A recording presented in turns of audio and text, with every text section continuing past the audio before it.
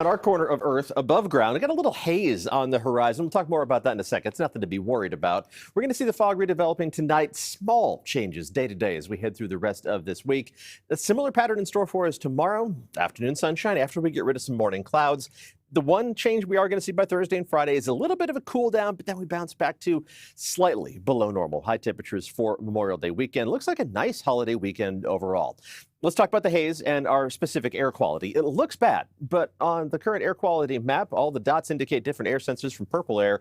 We're either in the good or moderate category at worst, and really towards the low end of the moderate categories. The air quality is fine. That haze has largely been produced by the cold front that slipped through earlier today, kicking up a little bit of dust and dirt as the winds shifted and accelerated a little bit.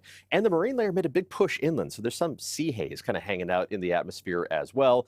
You can see it from this perspective of the Mark Hopkins Hotel, too. Temperatures today were significantly cooler inland, only in the upper 60s and low to mid 70s after most inland spots were in the 80s yesterday. These are the kinds of temperatures that we're largely going to see as we head through the rest of this week, maybe even a little bit cooler by Thursday and Friday. The fog is going to make its return as we head through tonight.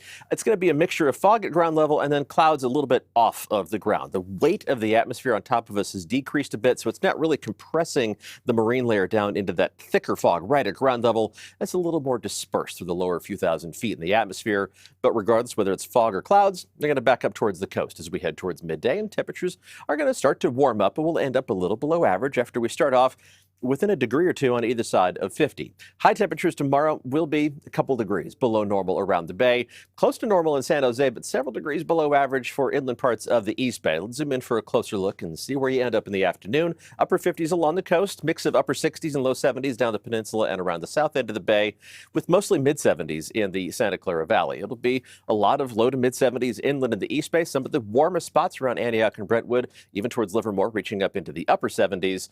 Around the bay, near average temperatures, just a couple degrees below normal. Right around 70 for the near North Bay, but you go farther inland and temperatures do warm up to a greater extent, up to around 80 degrees around Ukiah and Lakeport and Clear Lake. If you're heading out to Carnival, the Grand Parade on Sunday, well, be prepared for gray skies to start, but a little bit of sunshine is going to peek through as we head towards midday and into the afternoon. Temperatures will be on the cool side, which is not a surprise for San Francisco over Memorial Day weekend.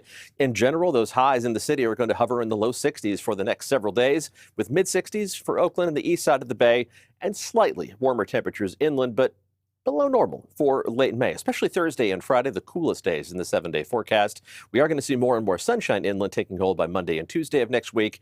Not along the coast, though. The May gray will give way to June gloom pretty much without interruption. We'll keep you posted.